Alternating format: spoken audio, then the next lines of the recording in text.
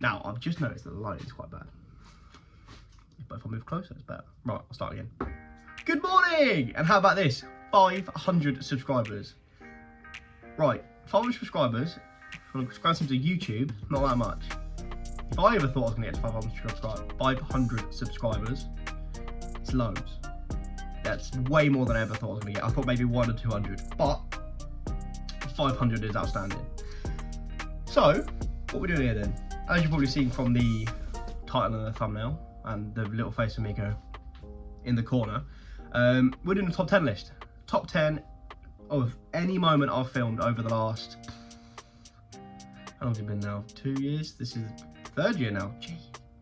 So I've had quite a few, like quite a long list to get into, and yeah, let's get going, shall we? So number 10, crewing for a pro mod. Now, when you're on the bank, or like I was, raised at the track, on the bank, on the grandstands, watching pro mods go from whichever way they go, from one end to the other, doing 200 plus mile an hour, low 6 second, high 5 second runs, it's amazing. And then being able to actually crew on one is insane. Granted, I didn't do much, and to be fair, I wasn't even asked to crew, but I turned up, I crewed, got to be there for the warm-ups, getting that close to the exhaust, Kev deafening me for quite a while.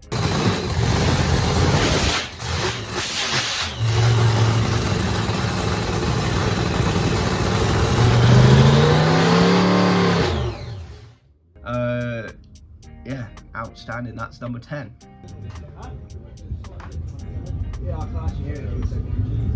Quickly moving on. Number 9. It's got to be raising money for my friend Jack. Jack, I know you're not doing too well at the minute, but hold on tight. This is definitely one of my highlights of last year, was seeing the support that we could get for Jack, raising nearly $2,000 for the charities that we raised the money for. Yeah, literally blew my mind away. It's the reason I had funky hair towards the end of last year. That was one of the things that I did, so thank you to everyone who donated for that, and yeah, stay strong, Jack. Number 8, Tony Underhill versus Kev Slyfield. Now, this is a little bit more than just that one race, but that race was a culmination of many things. It was Tony getting his car out on track, getting it running, getting it consistent, and them two having a race. Now, I don't know if it was clear in the blog when I filmed it. The car Tony's driving is Kev Slyfield's old pro mod. That's what he used to race in the class. So seeing obviously 2 generations of Kev's cars, and then Tony and Kev being good friends as well. James was on the start line. He crew chiefed on the Willis, and then crew chiefs on the Thunderbird, and now has a part to play in both cars because he actually owns a little bit of the Willis now. And then just the race itself, both cars like not doing what they should have done, moving all over the place, and then hearing Kev at the top end give it a final stamp because he can't lose to his old car was just amazing.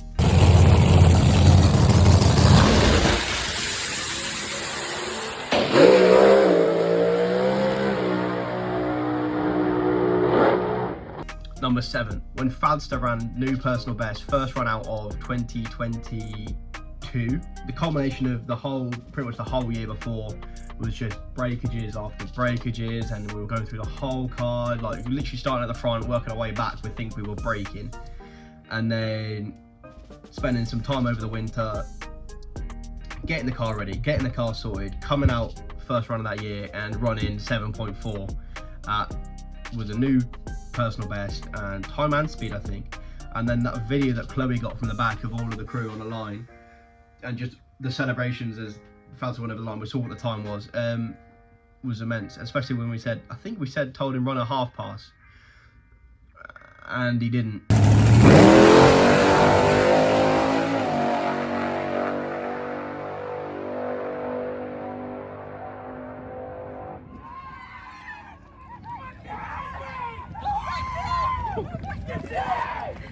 So yeah, unbelievable. I think it was a new setup on the car as well, so no one knew what was going to happen, but yeah, 7.4, amazing. Number 6, going to Hockenheim, both trips. So this is a big number 6. 2022, going out, first time I'd ever been to Germany, let alone the racetrack. spending it with the time with Brad, with Jake, with Will, with Hayden, doing silly stuff like doing a handstand off a diving board, doing a burnout on a Honda Grom.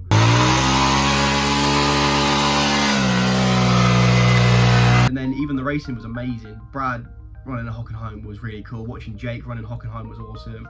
Even like the people who Brad was racing against, like the Pro Stock Bike and Brad ran round 1, and then Jake putting a 6 on the board really early, which I definitely didn't take all of the credit for, honest. And yeah, getting it all the way to the final where he Monica did that in the final, spun it to 60 foot, which meant Matthias Bolin could take the win. Amazing.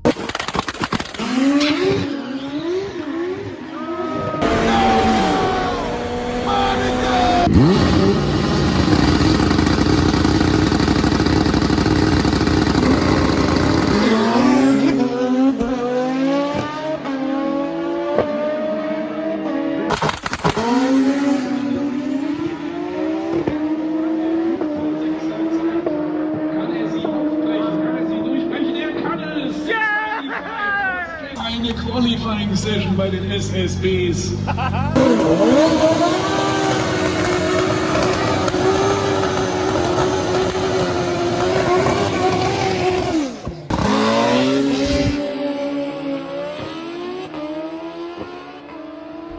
And then even 2023, last year's, the trip up in the RV was just so funny. Me, Mark, Steve, Harley, all having a laugh, having a crack, looking for Spa for 200 miles.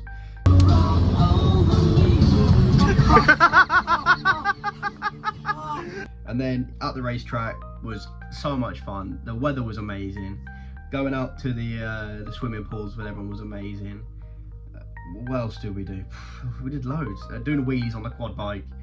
And then even the racing was amazing. Harley going all the way to the quarterfinals where I got the dyno wrong, we were really quick. Mark getting all the way to the finals. Got all the way to the finals, but I'll touch on that in a bit.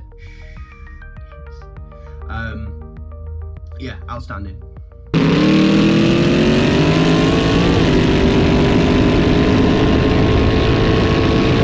It's raining, so we're having a picnic in the pairing lanes.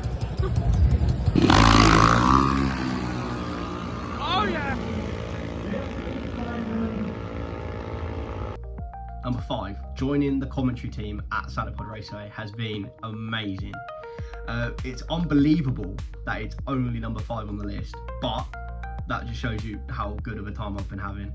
Being able to be up there for the jet car with it blowing my phone out of the hand. Being up there for Top Fuel, Top Methanol, watching promos from up there. Even recently watching Havoc versus Randy Bradford and watching Aaron Windridge do what he does on the track is amazing.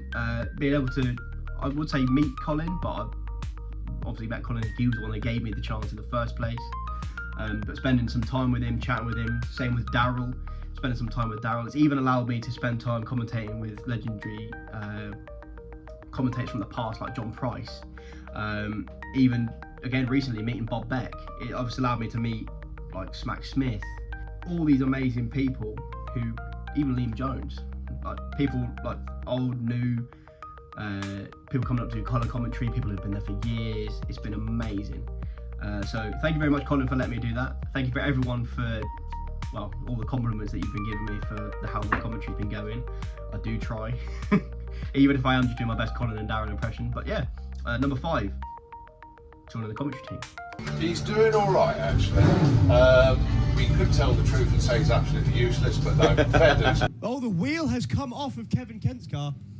What a driving job for Kevin to hang on to that. Put your hands together, folks. Well, Joe taking a bit of a wander over towards the wall. Whoa, hold on tight, Joe Bond. Give that man a round of applause. That thing was on 2 wheels through the finish line. Number 4, Mark getting to the finals in Hockenheim. Told you I'll touch on that in a bit. And what the commentator said, the run, everything. Mark Purcell, big balls at the top end, because he ran, launched, went left, went towards the wall, was that close to the wall, back to the centre line, the car's hopping at the top end, pulls it back straight. One of the only times I've ever like gone weak at the legs watching a run, only for us to then rush up to the top like, oh, I hope he's all right, I hope he'll be fine, and getting there to a mark going, oh, I had to lift, and we're like, yeah, we know that, but the race car is still in one piece, Mark. And he's like, yeah, but I didn't even see him until I had to lift. I was like, but Mark. Glückwunsch, congratulations. Ich glaube, das ist sein erster Nitro Olympics Erfolg und mit viel Fahrkönnen und Big Balls hat Mark Coulzel. Number 3, Brad's first win. That was amazing. First year on a brand new bike, getting helped out by Jake. Did really well that weekend. We were sort of on the number, there or thereabouts. It was hard work, especially from like my perspective, trying to learn the clutch. Never done that before. Keeping it all in the right way I should have done. Brad doing amazing on the computer, tuning the boost, which he'd never done before. He was learning as well. And then to take it and get Brad all the way to winning his first event, especially in a class as hard as 850 bike, was amazing.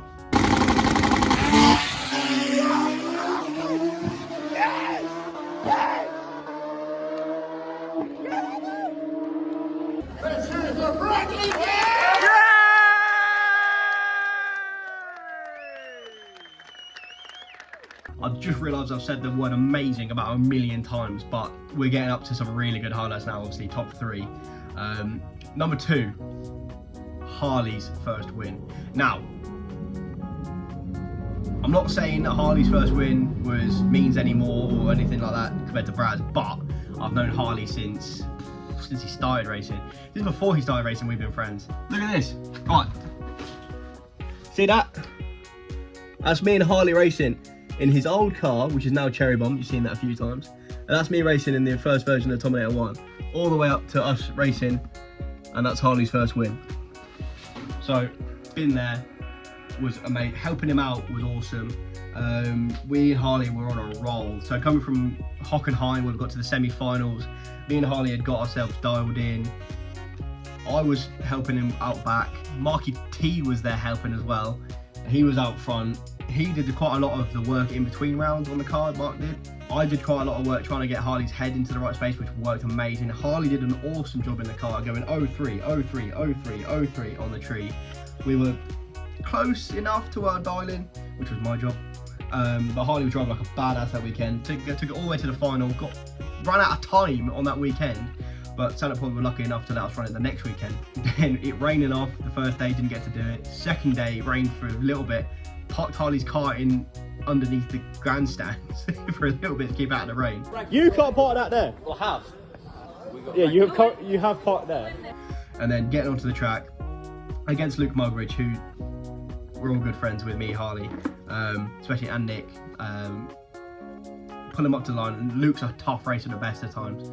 But when you see him pull a red light at round 1, it's just the raw emotion that I let out on the start line was amazing. Me and Mark were dancing around everywhere, and I was in a purple suit for some reason. But yeah, number 2, Harley's win.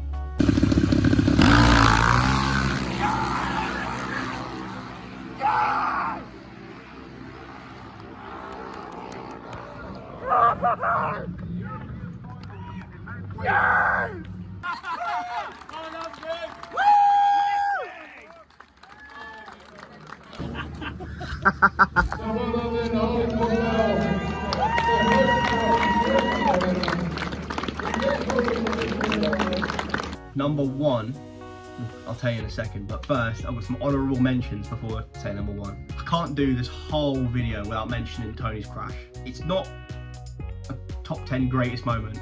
It's probably one of the worst moments I've ever been, but it showed how well we could pull together when something like that happens. Because that weekend, from my perspective anyway, I was the one who got him like strapped in the car. So when he was walking around after the crash, I was happy because it meant I did my job right.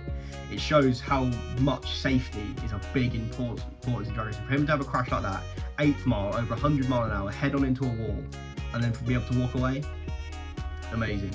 And then after the crash, we all chipped in, got the car ready to move, got it in the trailer. We're all happy, fine, well, not happy, but smiling. just everyone pulling together for that one means it is definitely an honourable mention. Next honourable mention, Mark versus Joe Kellett at Summer Nationals.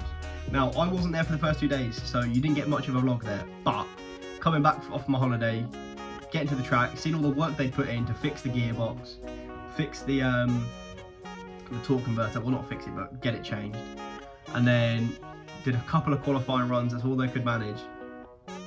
Getting it to round 1, and then round 2, who have you got? Oh yeah, it's just that guy, you know, who won everything in Junior Dragster and now is kicking ass in Super Pro 2. Yeah, it's him.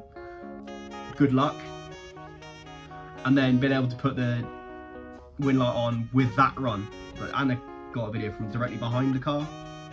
And you can see it just launches, stands up on the tyre, and is just moving around. The tyre's not doing anything, it's just skipping on the tyre. But yeah. Next honourable mention is another one that's a bit... The reason I didn't put the crash in the list and the reason I put this in the list is because they're not good moments, but again it shows what you can do when you have a racing family. It's Fadster's wheelie. Now this one again, not the wheelie itself, the breaking the wheelie bars, and then yeah, it's not really what you want to do, but it was breaking the wheelie bars, getting them stripped down, because we didn't break the wheelie bars themselves, well we had done in the past, but this one it ripped all the brackets out the back of the wheel, out the back of the casing. So it was then stripping that back down, grinding that all off, welding up new brackets, putting the wheelie bars back on, and still making it to race day. That was the highlight. Now, I didn't play a massive part in the fabrication of the new brackets. That was all Fadster, Tony, John Webster for letting us use his welder. That's definitely an honourable mention as well. Final honourable mention. I'll get my words out at some point. Being able to commentate over the live action arena. Again, being sat on the banking as a kid, you turn around, you watch Monster Trucks, you watch Terry Grant do drifting, you watch Lee Bowers doing wheelies, and then getting to be able to not only meet them, but commentate over what they're doing. Having 2 monster truck drivers throw you in a boot of a Nissan Juke, and then get driven on 2 wheels around an arena. Yeah. Definitely honourable mention. The reason that I've not put it up higher on the list is I'm not sure if it's something that I'd want to do again, only because it's so now nerve-wracking being able to commentate with a microphone and look over there and yeah, everyone's looking at you. At least with commentating in the tower, you're in the tower, no one's looking at you, they don't know where you sit, they can see you walking around. Finally, number one on my list, driving Lil Heavy Hustler.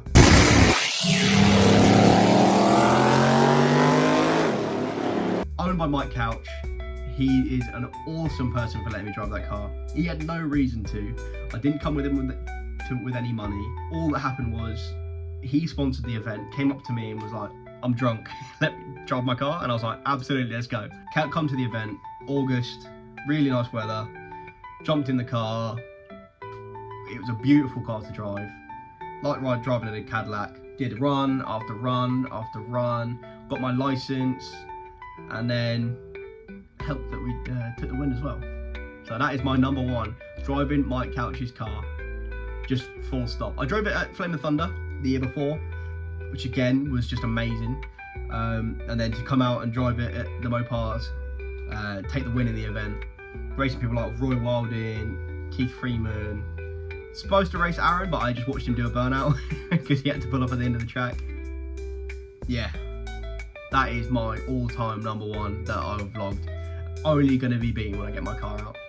Thank you very much for your support and watching all the way through this video. It's going to be a long one, honestly. Thank you for 500 subscribers. Thank you to anyone who's watched, anyone who's come up to me and gone, you do vlogging? I like your vlogging. Thank you to all of you. If you see me at the racetrack, come say hi, say hello. As long as I'm not crewing on a car at the minute or I'm not underneath one, then I'm happy to come and have a chat with you. So yeah, thank you very much. Oi! What? Did you bang on the thing? I did not. Yes, you did. I played 5th. There is no evidence. What? Oi! There you go. Say goodbye. Goodbye. Say goodbye, Holly. Goodbye.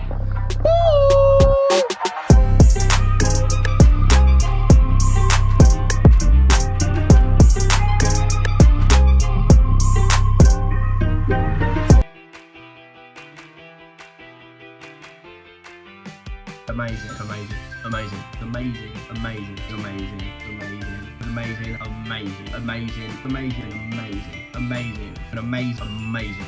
Amazing. Amazing. It was amazing. Amazing. Amazing.